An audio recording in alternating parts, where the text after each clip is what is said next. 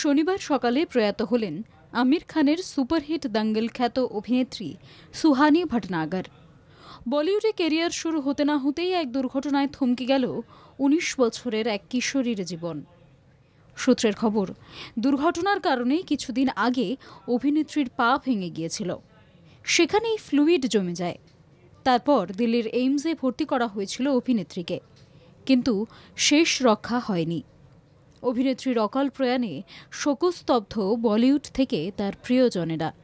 প্রসঙ্গত, আমির খানের দঙ্গল সিনেমায় কিশোরী ববিতা ফোগাটের চরিত্রে অভিনয় করে সুহানি রাতারাতি খবরের শিরোনামে চলে আসেন। এমনকি তার অভিনয়ের প্রশংসা করেছিলেন স্বয়ং আমির।